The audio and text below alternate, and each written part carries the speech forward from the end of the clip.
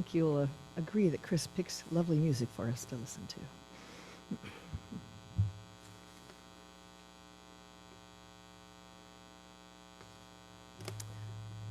My grandfather, Hilding Johnson, was 4 years old when his family emigrated from Sweden to Brooklyn, New York in 1904. A decade later, they came out to California, most likely looking for a more healthful climate for my great-grandfather who had tuberculosis. They settled in Wairika, where my grandfather spent his teenage years. I once asked my grandfather, "Grandpop, why did your parents immigrate to America?" There was a brief pause before he answered in his grandfatherly voice, "Well, to get a job, I guess." My Johnson great-grandparents came at the end of a 30-year migration during which 25% of the population of Sweden emigrated to North America. As I understand it, the farms in Sweden went to the oldest son, and there were many younger siblings who had no land on which to make a living. Imagine the lure of America, where there was land aplenty for those who were willing to settle it. I have always been fascinated by the generation who emigrates. It seems to me that theirs is a life of much challenge and difficulty, being the bridging generation between an old home and a new one. What does it take to realize that it's time to pull up roots and to leave one's part of the world for another? Of course, the reasons to leave are generally negative: war, famine, genocide, political persecution, to name just a few. But there is an equally compelling reason to look to a new place to settle and live one's life, and that is hope. Hope for a safe place to live. Hope for work to do, for food to eat, for living in a place of peace. Hope that our children and our children's children will have a better life. Now, while I'm speaking of our ancestors, I acknowledge that this hope is just as strong in the millions of people in the world today who are striving for a more secure place to live. We are a nation of people who came here from other parts of the world. Many of us are descendants of immigrants who made the choice to move. Many are descendants of those who were forcibly brought here. And even Native Americans could be considered immigrants, as they are descendants of, they are descendants of immigrants, as they are descendants of those prehistoric people who crossed the Bering Strait when it was a land bridge many thousands of years ago. Whether they arrived here by choice or force or by necessity, our ancestors had hopes for a better world and a different world for their children and their children's children. As we sing in the hymn from our Teal hymnal, we are our grandmother's prayers, and we are our grandfather's dreamings. We are the breath of our ancestors. We are the Spirit of God.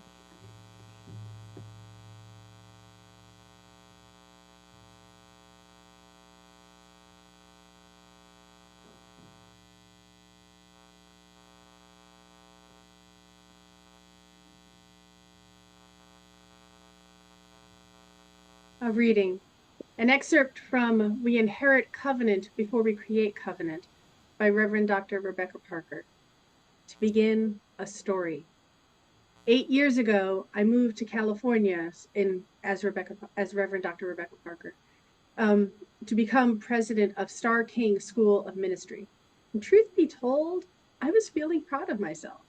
Captain of my ship, master of my soul, I had valiantly charted my course to become first a cellist, then a minister, and now an educator.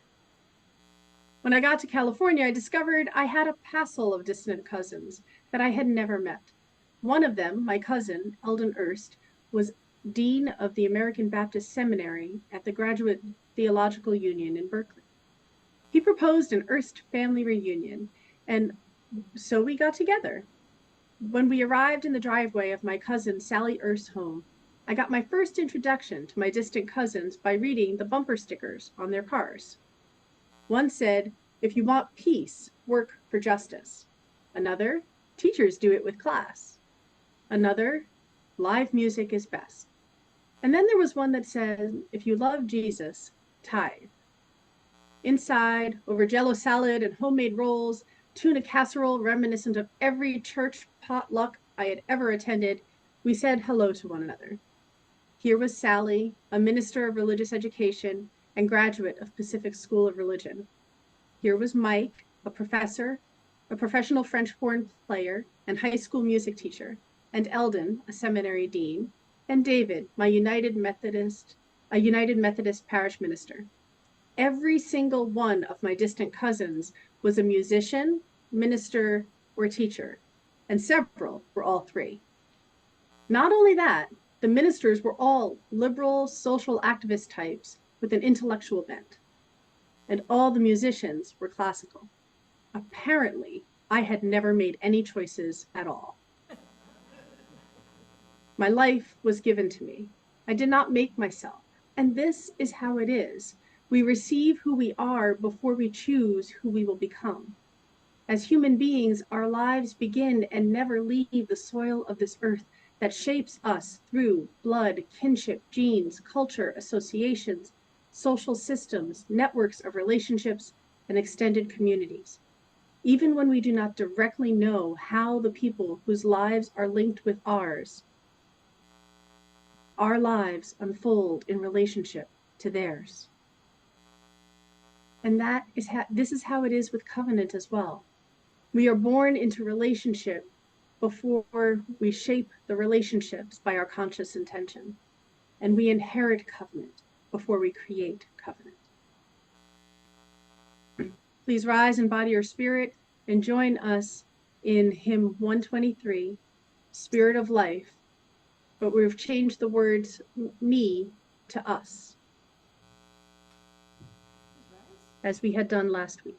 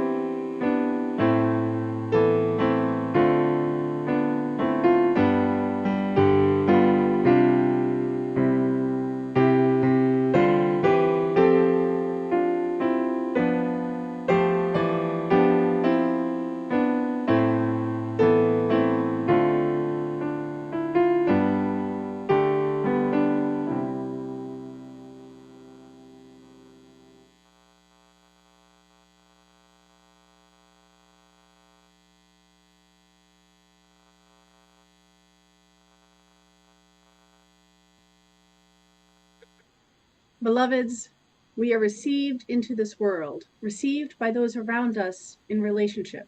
And as Unitarian Universalists, we know that we are received into ancestral relationship with the whole world, our seventh principle. And I just want to name that I'm using ancestral rather than family to honor the widest variety of relationships possible. I wish to hold open all the ways that we may wish to honor that we arise from the shoulders of giants whose hopes, dreams, losses, grief, loves, and those who came before us.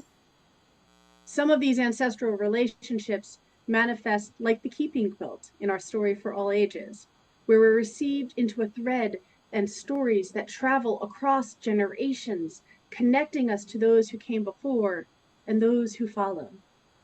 While some relationships of receiving manifest in chosen ancestors, people whose stories either weave into our own or help us change our worldview. These precious stories are threads of hope and dreams and visions. Our reading was part of a longer piece titled, What They Dreamed Be Ours to Do. And beloveds, this brings me to the power of stories. In our service today, we shared three powerful stories. One, a personal telling of a family's immigration story from the Story for All Ages and the generations living in America, with the story spanning into the future with the author's hopes for her own children. The stories of the family intertwine in how the keeping quilt made from the very clothes of the ancestors had been the center of family gatherings as a tablecloth, the center of celebrations as a chuppah at wedding after wedding, and the center of receiving newborns into the family. The quilt and the associated stories are part of the chosen tradition and histories that are passed on. The second powerful story was the reflection, as Megan honored the immigration story of her family, and she also sharing her family's beautiful quilt with us. And while also holding that there are many stories in our nation. Thank you, Megan.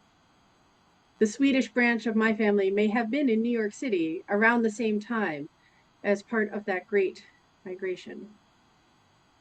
Another branch of my ancestors fled the Irish potato famine. And nationally, some of our ancestors came here millennia ago and watched that European migration of my own beloved ancestors and colonization with pain and loss as Indigenous people. Our Black siblings and ancestors were brought here kidnapped and enslaved, and their labor would build this nation in many ways without compensation or even a usually acknowledgement. So this is Black History Month, and honestly, beloveds, Black history is American history. And thus, we talk about our Black ancestors all year long. We can learn African origin stories in the work of Mikel Owono, an artist I highlighted previously, who created photos of the Infinite Essence series to accompany the Igbo and Dogon cosmologies. All our ancestors from all the beautiful cultures that have come into our nation have stories, history, and hopes. To share these hopes, we tell stories, origin stories, teaching parables, and so many more that share our ancestral hopes with the generations that follow.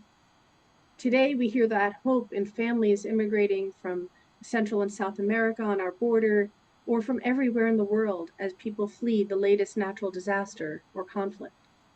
And there are so many more. So rather than continue to even try to name them, I invite us to reflect on and share our ancestral stories as so moved after service. This rich soil of relationality powerfully invites us to the yes and to honor the stories of our beloveds, of our ancestors, and the stories that shaped us, which may be other sources as well, and hold two other truths. First, there are many stories in this world, experiences that are different than our own, grounded in different history, genes, kinship, relationships, culture, and the many ways we interact with our social systems. And beloveds, may we grow for the rest of our lives. Growth should never stop. And as I grow, I identify chosen ancestors in the worldview pivot shifting points. And as long as I continue to learn and expand my worldview, I will continue to grow in ancestral connections, multiculturalism, and joy. Let us never forget, beloveds, that joy is our birthright. Second, all of us have hopes for the future, and we tell those, we share those in story, because story is so powerful. See, beloveds, there are facts and there are stories, and they are not the same thing. Within us, facts become knowledge, and that can be good. Yet stories, those narrative stories, they shape our meaning making. Early stories start to form our worldview, the fundamental beliefs and assumptions about the world.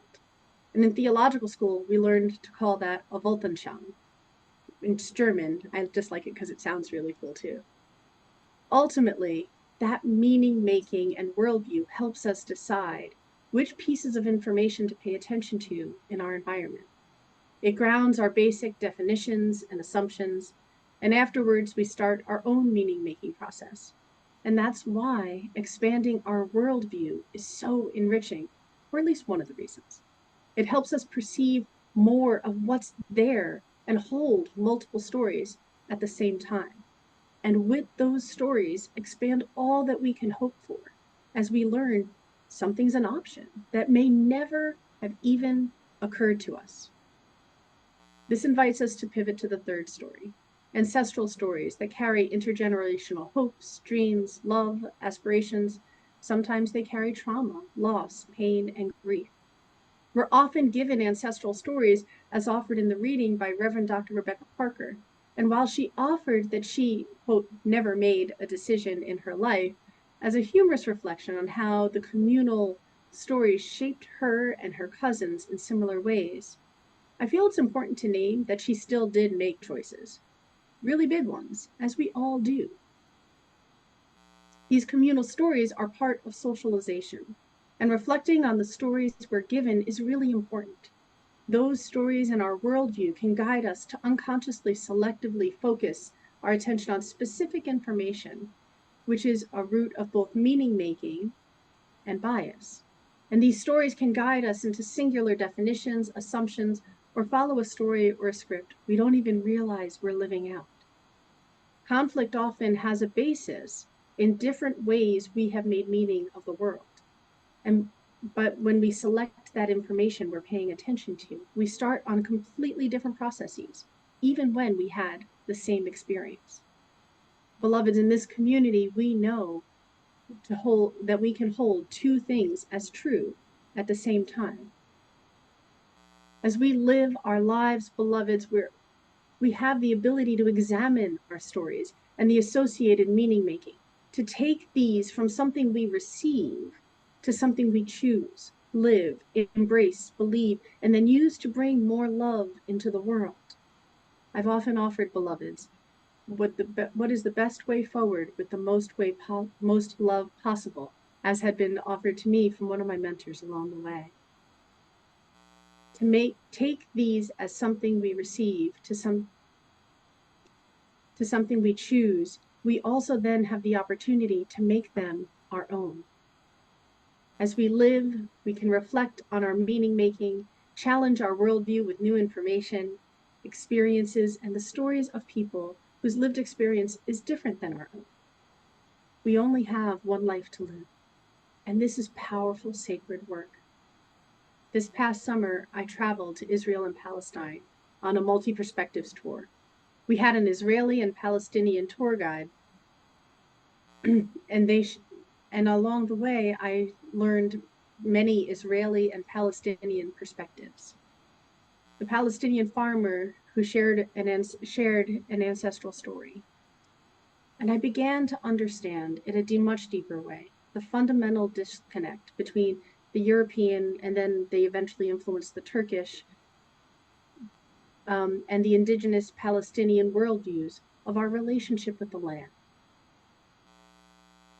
My own worldview expanded through this experience beyond the statements of, we don't own Earth, we are of the Earth. There are very few facts in this conversation that I didn't already know. It wasn't knowledge. And beloveds, hearing the story, it changed how I started to make meaning, and it opened my worldview. And in doing so, it changed me. As we and the world around us grows and changes, sometimes we find we have stories that no longer serve us. Sometimes we find stories that were never really true, or at least not true for all. And sometimes there are beautiful new stories that we encounter and we long to weave into our worldview. So, beloveds, I ask, will you join me in a practice? David Epstein, a New Zealand social worker and therapist, offers the following questions for reflection. What stories do I tell myself that are no longer serving?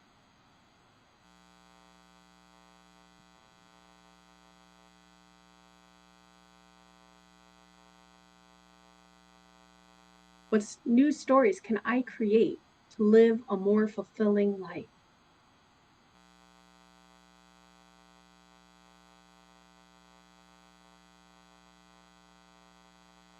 How can I create more space in my life for possibility and change?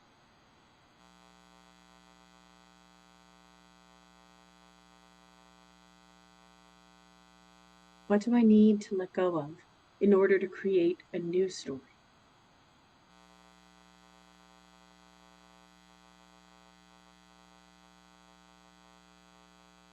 And what do I need to do to make my story come alive? Can you hear that transition, beloveds, from that which we are given, from the stories and hopes that we receive, to owning our own story, to honoring the hopes of our ancestors, and discerning what we hope for? Honoring the hope we receive from our ancestors and discerning what we hope for is vital work, beloveds, because then we can reflect on the stories that we tell. And as we tell the stories of our hopes, beloveds, we become ancestors in turn.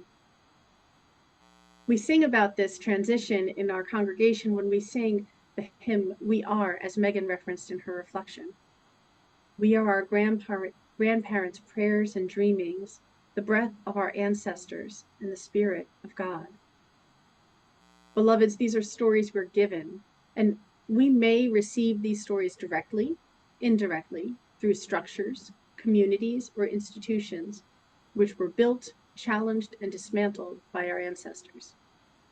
Reverend Dr. Jackie Lewis, a Christian Universalist, womanist, and Black minister, the author of Fierce Love that we've discussed before, has said, who we think God is, who we think we are, is born in relationship. And this feels really true for me, as in relationship and through the power of these stories.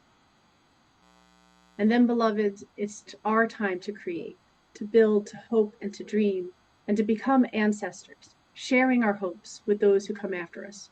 Returning to the paraphrasing of the song, We are parents of courage and time, children of dust and great visions, and we are siblings of mercy and love.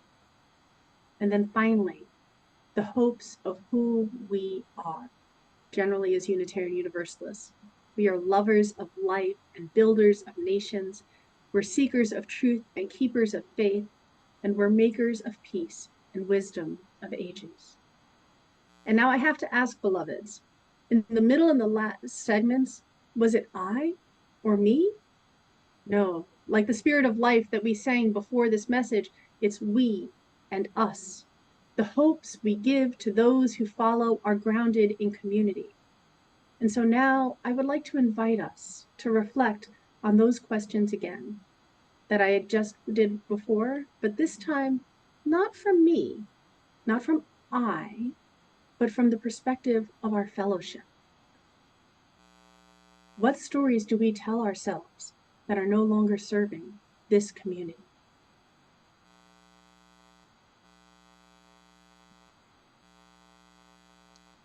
What stories can we create to live a more fulfilling congregational life?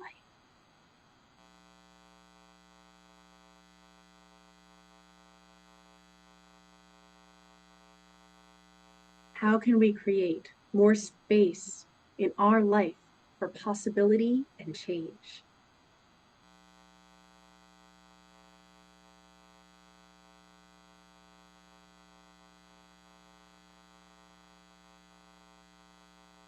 What do we need to let go of in order to create a new story?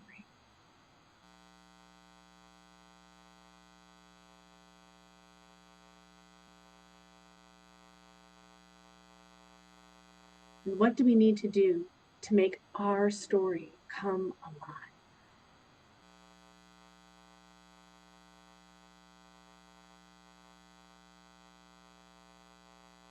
I have loved the energy and engagement of this community.